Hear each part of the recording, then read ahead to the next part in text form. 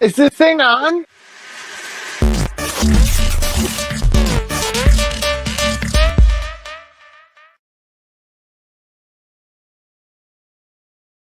There's so much more to be aware of now with more formats and stuff going on. Gotta make sure that we're ready. Always Less be likely prepared. that I'm gonna do it. It's like looking around, making sure we're streaming on all the platforms and things. Everything's okay. Welcome to UCL Live for this week. Just a duo today. I know, Just a it's just duo. us. Just a duo. The survivor of podcasts, we call ourselves. We are here. We are here. We are ready to discuss this week. But it's Thanksgiving in the States. So V, how was your day? What did you do? What was going Well, on? Thanksgiving is historically the day that we give thanks for the good things in our life. The mythology is that when the pilgrims landed on Plymouth Rock, they were starving, and the good Native Americans of the day brought this feast to them to keep them from starving. So we honor that. But after they honored that, they started slaughtering Indians and stealing their land. But hey, we won't go into that on today. But we traditionally honor that day with turkey and stuffing and all sorts of goodies and pies and stuff ourselves to the teeth and get on with Do all the good retail things. But hell. what did you do? What did you guys get up to? Hi, Hey, dogs. Dogsy. Hey, Joe. Well, What as did you I guys get said up to? last week, Dia likes to think that she does the turkey better than anybody else, and I'm okay with that. She does a great turkey. She can get up at 5 and start it. She wants to die on that hill. She can die on that hill, baby. I'm totally willing to grant her the turkey crown. It's all you, babe. Have at it. Yeah. But I made a pumpkin cheesecake. I made a salted caramel apple pie. I made souffle, and I'm the gravy maker in the family. Oh, she makes the gravy. I make the gravy. People say it's hard, but it's never been hard to me.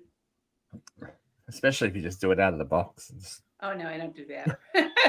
Oh no, I'm not. I'm not that kind of girl. She says, "I'm not that." Didn't you have pumpkin cheesecake and salted caramel apple pie? Yeah, that's overachieving. That's good on you. There's no gravy out of the box for me. I guess. But my niece made this fabulous sourdough bread today. She made a chili cheddar sourdough for dinner, and she made an apple nut sourdough with apple butter for dessert. There we go. Look at that. Becoming a little sourdough chef. See, it's because the COVID pandemic, everyone made sourdough. Remember when everyone was making folks? Remember when everyone had their sourdough starter during COVID? And they named them and made TikToks about them. Little Reginald and whoever else. Oh, Dogsy, I wasn't invited to Thanksgiving, same as I didn't get invited to 4th. Well, you can't even come and hang with us, Dogsy. Dogsy, we're come here. Up to New York. I'll feed you. Yeah. You have to go visit V. You'll freeze your ass off, but you'll get real homemade gravy. You will get real homemade gravy. You'll get real homemade gravy. So, what? Any other traditions? Ooh, I did. Oh. I had a lovely little lattice crust on it, and I remembered I hadn't put this caramel sauce in it, so I had to pull the lattice off to put the caramel sauce on it, and the dough was a little tough from being overworked. I know. How will we other traditions besides feeding our faces? We watch football. Yeah, football. Yeah, football. I was gonna say Great American Pastime, but that's supposed to be baseball, right? Yes. Too cold for baseball at Thanksgiving. Their bats and balls will freeze up and drop off. Well, we wouldn't. Football's cold. For anyone. I actually. Yeah. Oh. I love it. Oh, that's so harsh. I love the cold and don't mind having the dinner and all that. Just annoying. Her dad says it's un-American to have me there. Wow. I think you might be dodging a bullet there, my friend. It sounds a bit I diddling, know, ding, ding, ding, right? ding, ding. That's all right. You can always come and complain about the world with us. That's what we're You here for, can. right? You can. We're here. We're here. We're going to complain. But it is Black Friday here in Australia, so we all know what that Oh, means. it'll be Black Friday in 3 hours. Starts at Assholes midnight. abound. Mhm. Yeah, I've got a shift tomorrow. I'm like not looking forward to it, but I don't know what's going to happen. We didn't have a lot of stock the other day when I left. I'm like, okay, so this is interesting. This is going to be very interesting. They're getting a big drop of stock today on Black Friday. It's like, why would you do that to people? But that's retail for you, folks. Why not just stress people to their limits while they have to deal with people who want to get stuff for free? Yeah. So exciting. We love it. I I'm not I buying opted anything out till today. Monday. Fuck I opted retail. out today. I have worked in retail long enough to go, you know what? I don't need to do this. I don't need to be there for this year. I won't It's buy just anything till Monday. hectic. It's crazy. People lose their minds at this time of year, and this is the start. You know, this is the Yep. herald of what is to come. And I'm like, I'm not looking forward to it again. I No, used to thank you. thrive on the chaos of the holiday season. I used to host this grand. It was pretty grand. At its height, it was like 70 to 100 people. Christmas party on the Mm, 23rd of December every year, yeah, and we catered it ourselves. We had live pianist. Hello, penis a too. pianist who would play, Don't and threaten people us with would a good sing time. carols and Broadway tunes, and the party would go on until the wee hours. Oh dear, Vera. Yes, but Then I'm you get much you more can't be low bothered. key. Well, I we stopped because when Matthias entered college, it was a little cost prohibitive for Dia, and she didn't want to do it, and I didn't feel like Yeah, doing it alone, and so we yeah. just decided to put it on pause. And once we didn't do it, it was so much less stressful. It's like, yeah, we're not going back to that. Yeah, you're like, once you realize you don't have to do something, Yeah. what do you mean I don't have to do something Yeah, for you know other what? people? That's I loved throwing that crazy. Christmas party for 30 years, but the minute we stopped, I'm like, oh, this is what they mean about relaxing and enjoying the holiday. 100, yeah, I think that we do get swept up in that kind of thing, right? Mhm. Yeah. We get so caught up in doing things and making sure everyone else has a great time and all that kind of stuff. And Yeah, you sit back and exactly. go, oh, it's supposed to be a happy time, a joyful time. You're Yeah. supposed to actually enjoy this. Right. I Dinner forgot. for seven is so much easier than dinner for 20, you know? I don't think I've ever been that big in. I don't think we've ever done that. Yeah, no, I don't think that's been No. my situation ever. 20, Well, that's a lot of people. that's a small gathering for an Italian family. I know. I'm aware. I'm aware. I'm aware. All right. Well, we should probably jump into it. We've got some things to Sure. talk about Let's this dive week. in. So let's start with this week. Hot load of hot topics. There we go. The ever shaking bosom of Ms. Katrina A. Johnson shimmies into the new year. Always keeps us on our toes. Some interesting, relatively breaking news. Not a huge surprise, but still, I think worth a little bit of conversation. Language warning. Carolyn Levitt's a cunt. We're not surprised by this. Uh, breaking-ish news. I guess it's still new enough, but not unexpected. When you really think about it. Immigration and customs officials have detained a relative of White House Press Secretary Carolyn Levitt as part of the Trump administration's intensifying immigration enforcement efforts. Bruna Caroline Ferreira is the mother of Levitt's nephew, so I don't know why they don't say her sister-in-law unless they're not married, and was taken into Yeah, I've just custody been in referring to her as the child's Massachusetts. mother. Yes. A spokesperson for the Department of Homeland Security told NBC that Ferreira is a criminal illegal alien from Brazil accused of overstaying her tourist visa, which expired in 1999. White House spokesperson says Carolyn has no involvement whatsoever in this matter. Sure. She was arrested on suspicion of battery and is now being held in a South Louisiana ICE processing facility, really 1,700 miles Battery from of home. who? Do we know? Yeah, see, look, this is when your government's secret police start taking out personal matters on people that you may not like.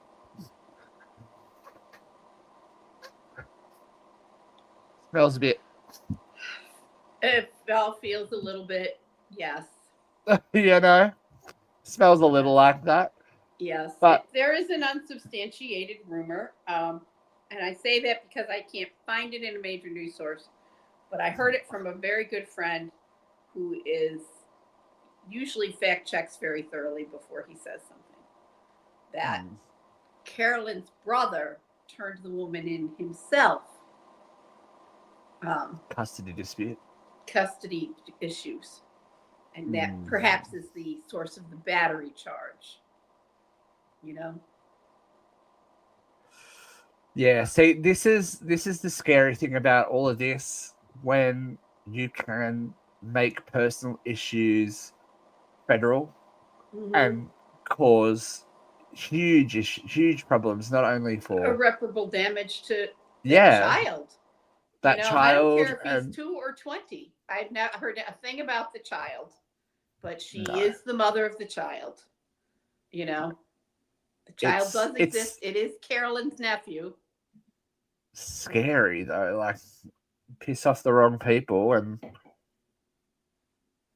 look where you end up. That's surely not. I usually relish that's surely not what the founding fathers thought when they hopped on that little boat with their pimp shoes. Yeah. It's a bit of a worry. Dogsy. Oh, I have big news on that front. A win we needed as of a few days ago. A class action went through, and now ICE can't detain immigrants without a bond hearing. So you can be bonded out unless you are a flight risk or danger to society at large. Yay! So that's a plus. California federal court, dogs? I don't know, but that's a plus because that's a plus. You know, well, they've been snatching people off the streets never a good idea. They've been losing in court since the start of this, but that hasn't stopped them. They just continue to ignore the court orders and do what they want. I don't think this is what anyone wanted, really. Was it like grabbing children out of schools and separating? This is what the majority of people who voted for the Orange Buffoon wanted. You know, they were led to believe by the same 15 seconds of film footage that aired on Fox News every 10 minutes for 3.5 years that there were hordes and hordes of people overrunning the border like zombies storming the castle. You know what I mean? That they were just all there climbing up over the walls. And I've seen the footage. It's kind of scary when you see it, but they see it every day, every 15 minutes for 2.5 years. So I think that the people that voted for this regime and this stance on immigration were misled by Fox News and the Republican Party. Get out of town, Vera. I know, no right? way. I know. How could that be? No way. How could that be? You know, it's just that's the nature of it. It's just icky. It's like, well, Pope Leo. I haven't been a Catholic for a very long time, but Pope Leo keeps winning hearts in my book. Every day he says, "This is not how Jesus Christ wanted us to treat immigrants." You know, this is not the Christian way. And Yeah, that's the Jesus that I was taught by the nuns in Catholic school. But they're either enemies or you're. The changing goalposts is what really concerns me. It's just one day this is fine, the other day this is fine. Someone's your enemy one day, they're your best friend the next. Like, let's just have a look at this photo. I think this photo says enough for everything after the vitriol and not even sheltered racism that led up to this point. What was this about? This was I mean, Mom Donnie going down to the president to take matters in hand because the federal government and the Republican Party were freaking out about this socialist guy. So he went down there and met with Trump personally and said, "Hey, and he loves him. Yeah, you know, I'm so confused. Like, he was calling for him to be deported and stuff a week ago. Not hard to control a narcissist. I mean, you can cajole them and make them, bat your eyes at them. And as long as you don't challenge them and make them feel like they're the best and make them feel like they have the power, and they're going to be very happy with you, Yeah, So he went down there and he, let Trump feel that he had the upper hand and that Mandami was asking for favors and walked away the winner. I think it was a smart move on Mamdani's part.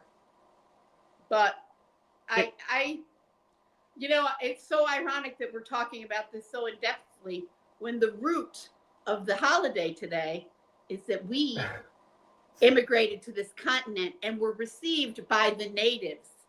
And here we are, the strangers in a strange land who colonized this land we never owned or never bought. And now we're kicking out anybody else who wants to come to this land. Yeah, the irony is just so deep. Not lost. Oh, and thank you for liking the stream. We appreciate that. We appreciate it. Welcome.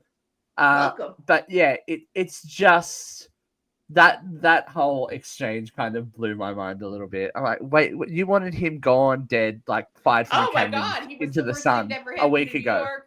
The city of New York was going to burst into flames. It was going to be. And now we're laughing. Now we're laughing buds. It's like, song, It's like, what? Oh, then Joe says, what about posters dressed as men coming next day?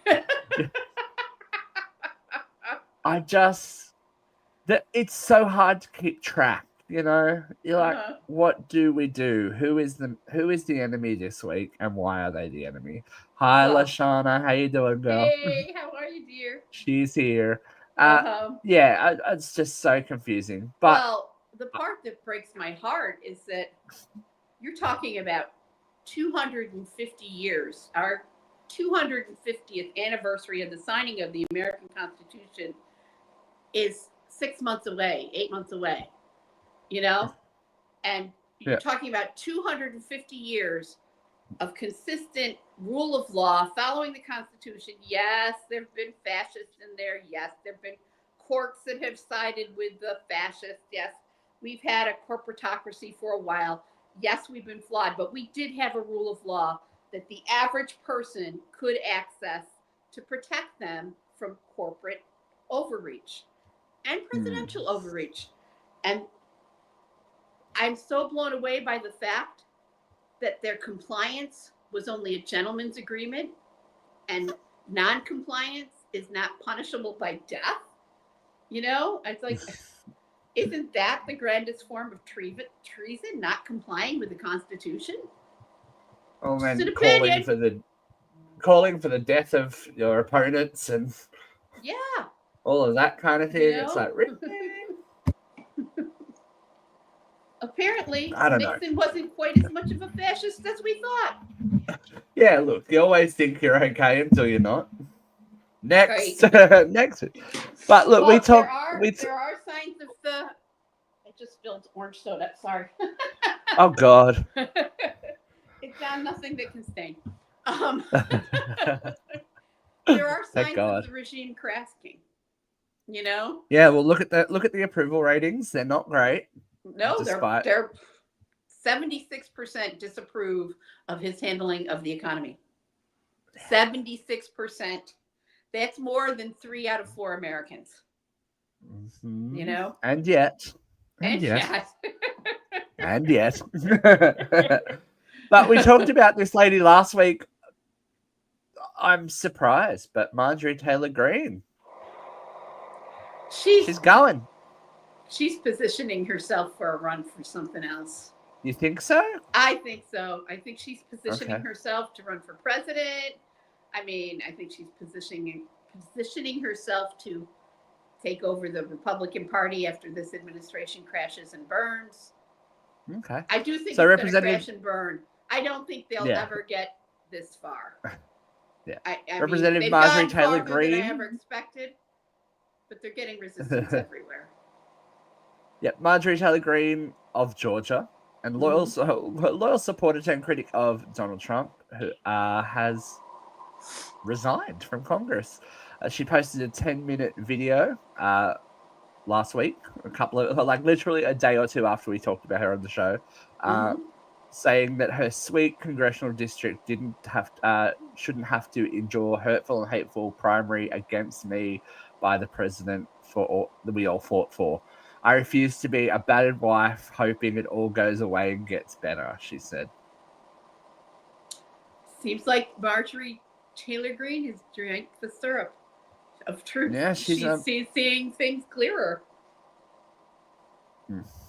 You know, we're an abused country at this point.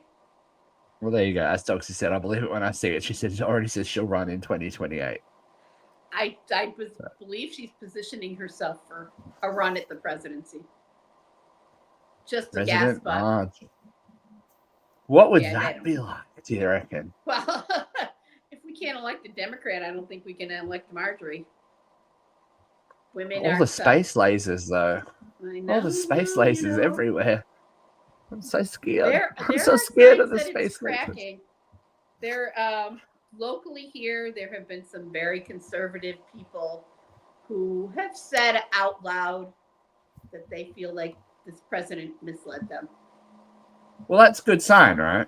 That's a good sign. And there are rumors that Marjorie is just the tip of the iceberg, that there are about 50 Republican congressmen ready to resign.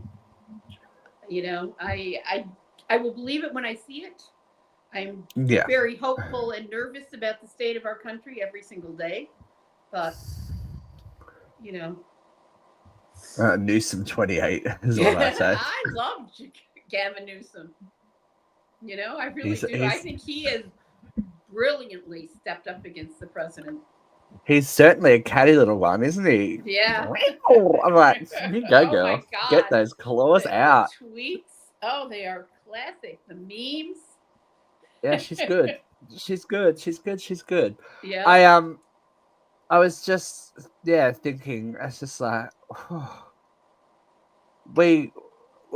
this cycle just is never ending, isn't it?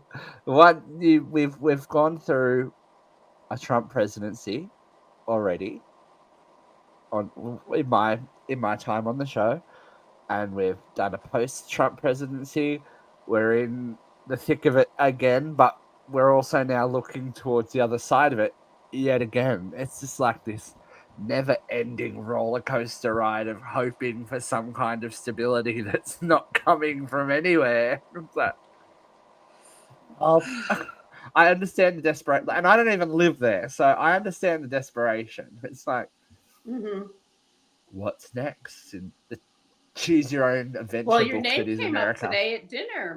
My sister Lisa, who I don't think you ever met, said, "Doesn't your friend Steve come over from Australia in the fall?" And I said, "Well, usually not this year. Not this year, because he won't be allowed in the country because I say bad things about the president." Yeah, you got to be careful what you do with your platform, folks. It will limit your travel options. Look, we will Broadway again, Stephen. Yeah, I'm 75% sure that if I wanted to come over, I could probably make it. But Mhm. that other percentage, the stories that I've heard, Yeah, are kind of for horrifying. people that don't have an internet presence, and not saying that our presence is huge and all encompassing and that millions of people are watching, but there are people without any presence that are getting their visas. Like I said, I talked about it a couple of weeks ago. There was a chickie that was Australian who was married to an American they were meeting up in Hawaii for a family reunion that they hadn't seen family for years and years and years. And she got to the gate waiting for the flight to leave and her visa got cancelled. Wow. Yeah. So if it wasn't a financial thing, like, yeah, sure, you'd give it a run. But yeah, It's a lot of money to just get turned around, and I'm not willing to hand over my phone. well, how many Americans have gone abroad and had their social media profiles rifled through before they've arrived back home? You know, and I yeah, look at what we do. Mm-hmm. Yeah, every week. I know. Like, so I have no doubt that it would be there, and the pre-screenings are more intense as well. Mm-hmm. Before the visa, so Right. And now we have to pay even more to come into the country. Right. It's so ridiculous. So we have to get a visa, and then we have to pay a tax or whatever it is now. But whatever, another $250. It's like so ridiculous. Jeez, come on, people. I support the economy when I'm there. I know. I see shows. I do things. So does Brooke. Come on. Brooke Right? queen of supporting our economy when she was here. Right. Dogsy, well, that's the thing. They've always had this power, and they have the power to download data off your phone without you even unlocking it. Yeah, and that's the scary thing. That's the scary thing. You know, I mean, I remain not that I have anything confident interesting in on my phone. own obscurity, but yeah, they could come knocking on my door. Yeah, it is what it is, and sometimes you just got to calculate the risk. You know, it's just like I don't want to. And I'm also a person that doesn't want to promise things and not deliver. Right. That bunches my shorts. What about a bit of happy news? Bit of exciting happy news. Let's go for it. Robert Irwin has won Dancing with the Stars US 10 years after his sister completed the same feat. Yes. Now, I don't know did you see any of Robert's offerings, V? I don't always catch it. It's on Tuesday nights here, and Tuesday nights sometimes is often a show night for us. Sometimes we're working. Sometimes we're working. So I don't catch it routinely, but I always do try to catch it because I do enjoy Dancing with the Stars. Definitely his first week offering was pretty fantastic.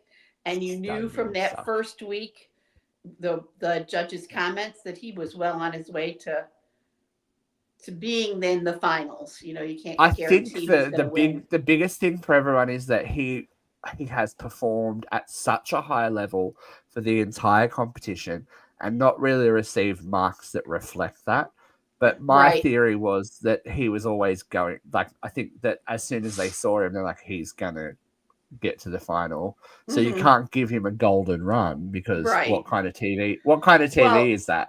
There was one night that I watched it, and it was Prince night.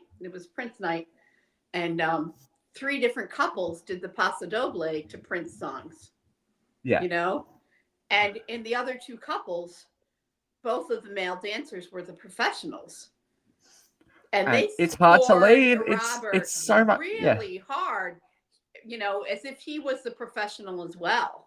You know, it's like you can't expect him to go up against Maxim Chermakowski and who was the other guy? Mark Ballas. You know? And be like, yeah, I'm a professional.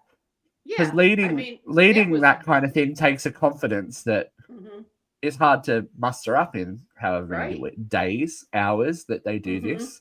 The turnaround is ridiculous for that show. To learn a whole new style. You get 15 hours off and then you have to start a new week. Yeah. But I think you would enjoy, they did they did Oz Week for Wicked, and he and Whitney performed Dancing Through Life. It was Yeah. professional musical theater level stuff. Like Yeah. it was just like the movie. They were sliding around on books, turning, jumping, Yeah. throwing each other in the air. It was ridiculous. And then I watched his final performance, and you can't really tell who the amateur is in that Right. group. It's just astounding. Such a You such knew a from week one, well-earned though, he was going victory. to finish well. Yeah. And I think everyone loves the Irwins. A lot of people find them a little bit kooky and media trained and all of the above. But they are such They are such Kardashians. well-intentioned people. Excuse me. What they're doing isn't hurting anyone. Their main message is conservation. Mhm. Both he and Bindi, stunning dancers. And then he also hosts a show over here with the Australian version of I'm a Celebrity, Get Me Out of Here. So he's popular over here as that. Yeah, I really like Robert, and it doesn't hurt that he is matured into quite a good-looking young man either. Yes. Did you see? It was all over TikTok for a little bit when Jonathan Bailey sent him flowers after he did the Oz dance. He was just like, "Ah!" I know that we're like, oh, Robert. Yeah. Robert. We don't know about you, Robert. We've talked about you before. But Jonathan Bailey was here. Was he? He snuck into Australia. He went to the TikTok Awards here in Australia and went to a premiere just showed up in his civvies to a premiere of Wicked for Good, and spotted out clubbing, hitting the gay bars in Sydney. So nice. He's having a good time while he's here. imagine running into Jonathan Bailey out of nowhere. I do quite frequently imagine it. Vera needs her cardigan made of her woolen sex cardigan made from the remnants of whatever in the bushes. It's I'm just not that girl. For those of you that didn't watch, Vera and I did talk about Wicked for Good this week on Assigned Seating. So if you want to go back and have a look, we had a good little conversation. Did you see the art that I did, V? Well, I did. No, I don't think I did. You want to see it? Sure. This is the cover art for that episode. I love it. They're watching. I love AI. Come on, you gotta love AI. I do. Sometimes it just works. I will forever be crushed that all those little woodland creatures were not jumping on trampolines. Look, see, I am. Yeah, he is very. He's very cute. He is very cute, and sorry, Ant and Dec aren't a thing here in Australia. Dogsy, he's clinging to his Britishness. Ant and Dec hosts the British version of. She's throwing soda. She's knocking the camera. She's killing things over there. Yeah, I spilled my soda. I'm having a time. Well, you're not having a bad a time as Tara Reid. Oh, she doesn't like living in Russia. Oh my God! This is still in Russia? This is here. This is in your backyard. She was. Let's see how the article put it, so I don't speak facetiously. Actress Tara Reid has spoken out, alleging that she was drugged, quote unquote, after a video of her unconscious in a hotel lobby was made public. The American Pie star appeared distressed and spoke incoherently as several people, at least 4 from the video, tried to assist her into a wheelchair in a hotel just outside of Chicago on Sunday. The 50-year-old was visibly dazed as she was wheeled through the lobby by security, slipping out of the wheelchair numerous times in distressing scenes.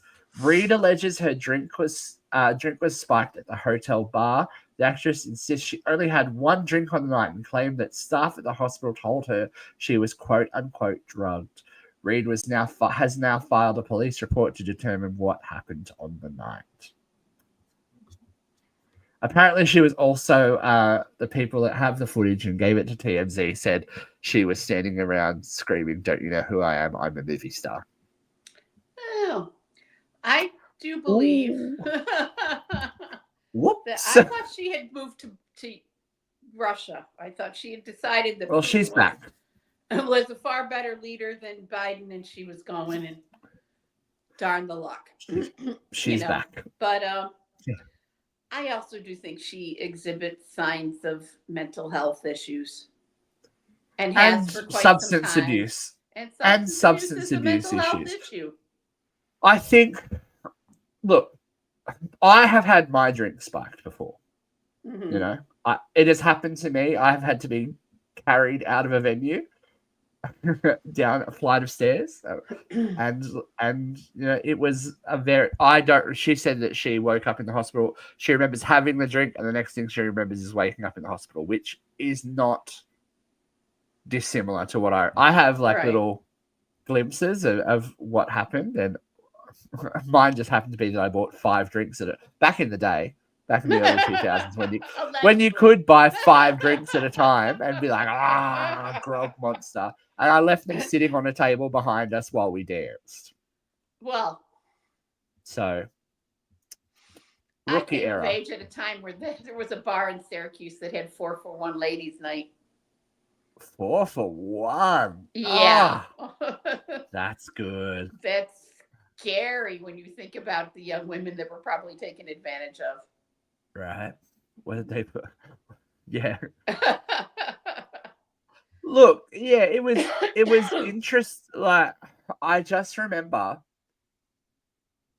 remember drinking I think it was maybe the 3rd drink, and I was dancing, and then all of a sudden I went, something's not right. And then it was like, whoop, chicka boom. And luckily it got out of my system I reacted quite violently to it, let's just say. Yeah. Was throwing up into the Newcastle Harbour very quickly afterwards, which is probably the best thing to happen, you know. You want it out of you as soon as possible so it doesn't do any damage. But it was interesting. And then those couple of days afterwards were a little bit sketchy, but it's definitely a thing that happens. But it's sad for Tara that I think people are going to question it because of her track record. You know, something genuinely horrible could have happened to her, but she does have a history of substance abuse and poor behavior in public. And it's hard to separate that sometimes, but you always want to believe victims that this stuff happens to. Dogsy says, I don't think I've been into a bar and bought more than 1 drink. They never check inside your pocket for the full-size bottle of gin. Oh, Dogsy. I must say, I had the last night that I was in Auburn was a very interesting night as well. I went home early. You did. You were the sensible one, and I trusted Jeffrey Emmett. After we were having a delightful night, it wasn't too cold. We're sitting out on the porch, you know. Yeah. It was lovely night. You, me, Dia, and Jeff being adults and just sitting and having the deep conversations that we do, and sipping a little wine. Sipping, you know, other things, but that's legal there, so it's okay. And then goodbye, Dia. Goodbye, Vera. I'll see you tomorrow, V. We're gonna go to New York. It's gonna be amazing. I'm in the kitchen. Jeff comes barreling back in. Oh God, here we go. That should have been the sign. That should have been the sign. That should have been the sign. The fact that we left there at 3 a.m., the fact that we were still awake at 4 a.m., the fact that we had to be up at 6 a.m. It's like, and then I slept in that attic with that heater on all night. Oh my God. I thought I was dying. Then I had to get that suitcase downstairs. It was just like a whole thing. But we made it. We made it to New York. We had a great time. That was self-inflicted. And then we met out with Katrina. It was lovely. It was a time. It was a very dramatic time. All right. Big questions. I've got a view from here for you, V. Okay. I know. Look at me. Where's the thing?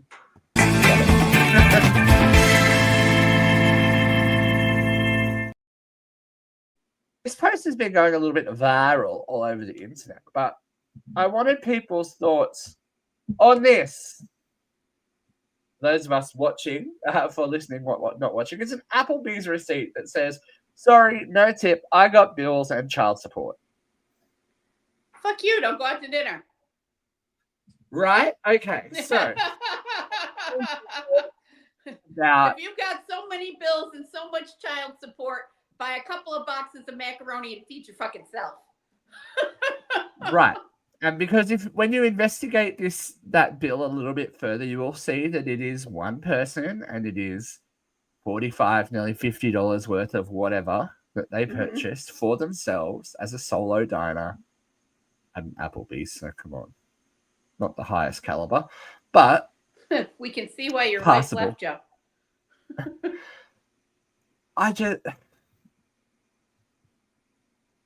I kind of agree. I think that money is probably better spent elsewhere. And I'm not saying that people of a low income shouldn't have nice things or all I'm that not kind of saying stuff. that either. That's not it at all.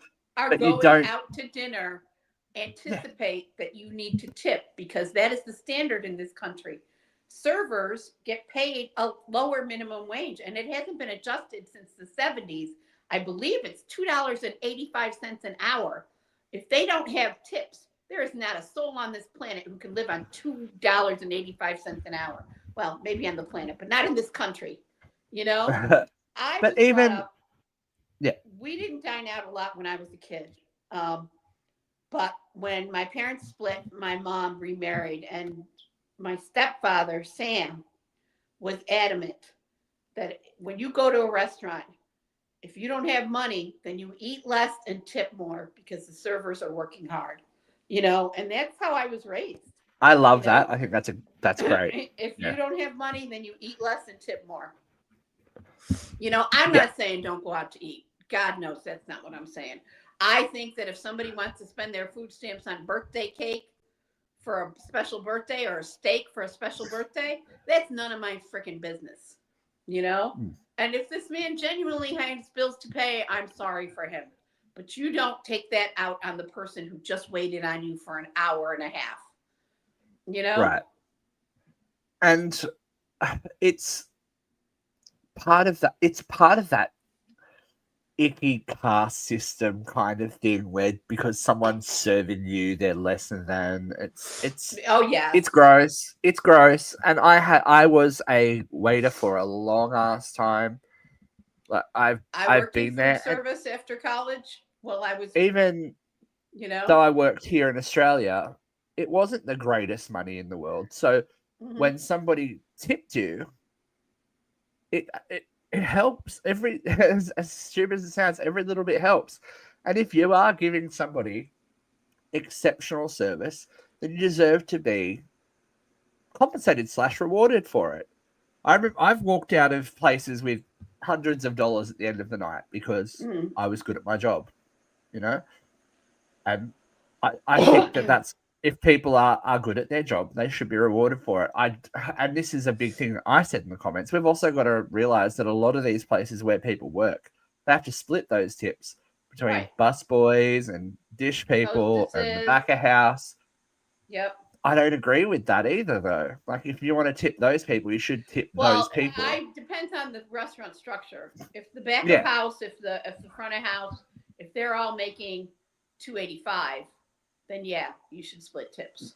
But if the front of house and the back of house are making minimum wage, then maybe not.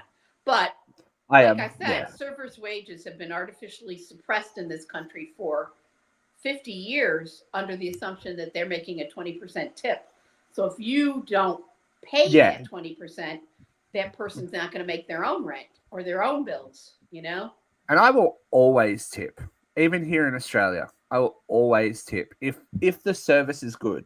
You know, I don't, again, because I've been there, I've done that. I know when people have bad days. And so when I'm in the US, I will always tip regardless, unless something goes horrendously wrong, which hasn't really happened in my time there. I will always tip, and I tip at least 50%. I'm that girl. I'm like, take it. I know from my experience in restaurants that half the time when things go seriously wrong, it's not the server's fault. It's the kitchen got backed up. It's the kitchen screwed up the order.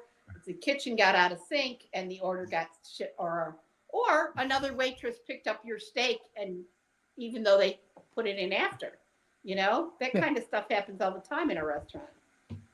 Yeah, I will always just throw an obscene amount of money at people. Coming from a non-tipping culture, I'm all in favor of servers getting a minimum wage that rises with inflation. But till that happens, when I'm in a pine box, I will tip 45%. Don't matter how much I eat or on salary or not. Yeah, I agree.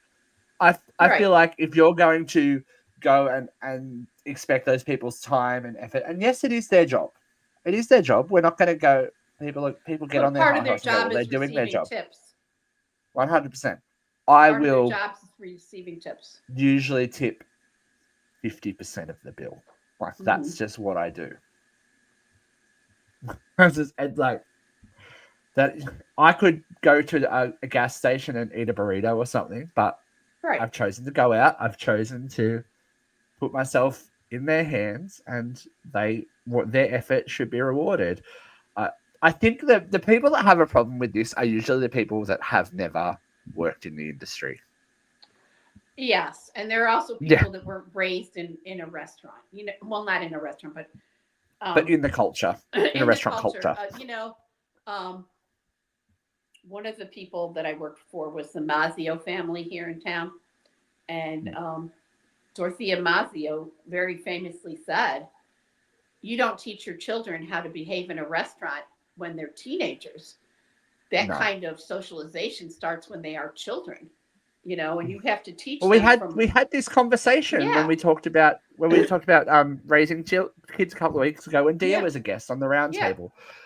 That environment is a great testing ground / proving ground for societal interaction and understanding that you do need to use your voice, like I said, of my experience, that everyone has a job and that you need to treat people professionally. You need to act accordingly in a social setting that dictates it. Like, you can't underestimate the importance of going to a restaurant. But I think, especially in this day and age, we are used to the instant grat culture of fast food, technology. I want what I want when I want it, and if it's not here in 50 seconds, I'm going to be an absolute asshole about it. And that's not how the world works. And it's not how people should be socialized. No. It's not socialization. It's just self-involved. Dogsy has a fun fact. Dogsy says, "Fun fact, my old boss used to go to this little diner out in Century City and hunt servers as assistants for managers. He would eat at there every day for a week and pick the best servers and offer them to come on as an assistant." What a great idea.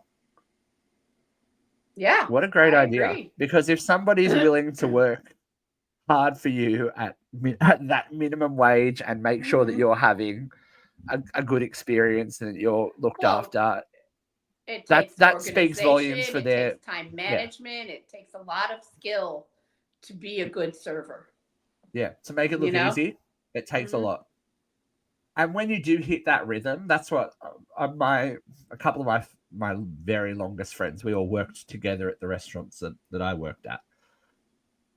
We look back and go, I actually kind of miss it, because you knew how to do the job, and once you knew how to do the job, it was easy, and you could just go bam, bam, bam, do this, this, this. But it teaches you to multitask. It was easy, but it was physically challenging too. Yeah, but this is the thing, but it's because you learned how to do it. And those problem-solving skills, those multitasking skills, that time management skills, the interpersonal skills, you learn all of that stuff on the job, and it can transfer to everything. And this is why I think I am quite good with people. Yeah, was from doing that. You can get a good gauge on people very, very quickly, understand what kind of person they want, and more importantly, what kind of interaction they want from you. Some people want to come in and, be left alone. and you can get that vibe. So there is a Trixie and Cartier joke. It's like some people need full fellatio and a fellatio and a full release before they even contemplate ordering an entree. It's like that's you get that. You understand that and getting that gauge on people. A horror story, and I'm Oh. still angry about it to this day. It Oh, hit wasn't us with when that. I Come on. was serving, it was as a patron. Yeah. We would do theater, and we would frequently go to this one restaurant after the show. We were the last seating, of course. It was 10 o'clock at night, and we You were those people. always tipped well. We knew that we were the last seating in the night. We knew they were ready to close. We tipped well. And the staff knew us. They expected us. It wasn't like we were, showing up at a random restaurant. We were going to the same restaurant all the time. They did expect us. This one woman in the theater group started dating a new guy. And he hung back after the rest of us got up to leave and took the excess tip. So the only thing on the table was the 20%. And he pocketed all that excess money. And I thought, when I found that out, the server told me that he had done it because they were our friends. They served us quite frequently when we did shows. When I found out he had done it, I went back and forth. It's like, do I tell her? Do I not tell her? How do you handle this? I would have. And she ended up married to him, and she was miserable forever. Well, it there you did not go. Signs. Go well. I should have said signs. Yeah, it was a sign. Yeah, you get a good gauge on people. Look at Dogsy's comment. I love those people he brought in. I'd ask them to get something from records for me, and it'd be on the desk before I was. That's it. A good server anticipates everything. A good server has. 100%. Yeah. 100%.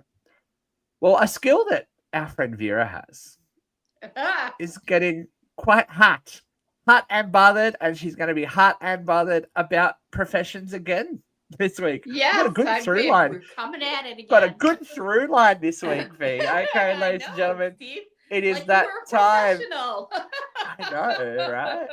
It's time for Vera Van.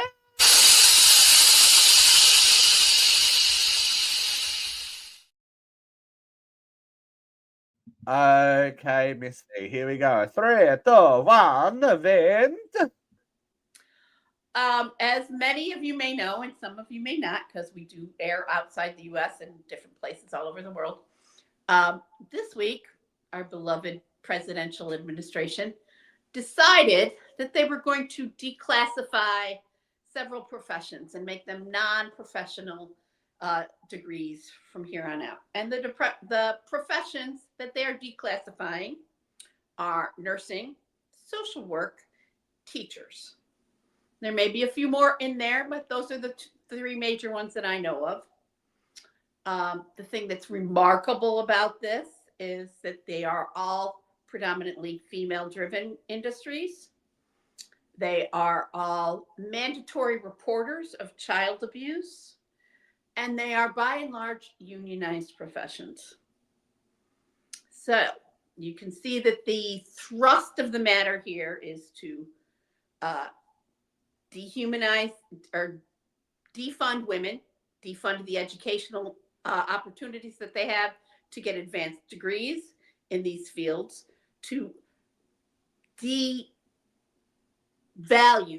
all of these professions so that they're not making a living wage anymore, to go back to the days when women were underpaid and it was more lucrative to be married and pumping out babies.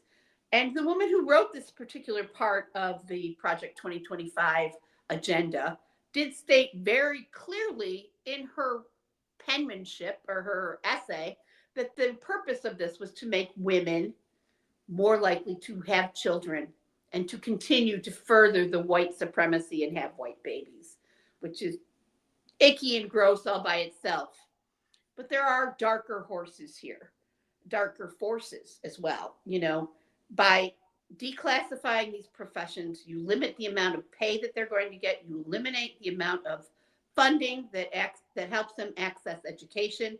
They are no longer eligible for higher loans for graduate degrees, and there are many, many, many graduate level professions in nursing and social work, that require higher level degrees, and in education. It's just devaluing and declassifying female-driven professions that are mandatory reporters, and intentionally taking away their bargaining opportunities for the future. But I got to tell you, nursing has been self-regulating since the days of Clara Barton. We have set our own standards. We do not need the federal government to set standards for us. And we have always been professional. We are trained from the day we walk into nursing school to be professional. And if you don't believe it, you better hope on your dying day that when the nurse walks in to do a procedure, she's a professional. You better hope that if you show up in the ER with Nazi tattoos, that nurse is a professional.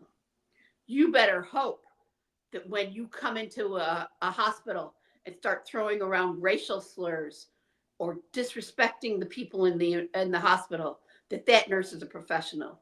You better hope beyond your wildest dreams that when she starts performing care, when she starts doing transurethral procedures, when she starts doing venipunctures, when she starts doing scopes, when she starts helping you on a bedpan, that nurse is a professional. I have been in those positions. I have treated people who were card-carrying Nazis. I've treated people who dropped the N-word like it was an article of speech. I know that I handled those people with professional care. I didn't like them. I didn't want them, but it wasn't important that I was their friend. I walked into their room and I did what they needed, and I did it with a smile because I was trained to be a professional. And you better hope that when you need a nurse, they are professionals. And Donald Trump, you're going to need a nurse pretty fucking soon. Well, if he doesn't already need it. Wait for He's it. 79. He cannot live forever. I know Allegedly. He wants to, but he cannot. Allegedly. Well, look, we have made it. We are thankful we have made it to the end of another show.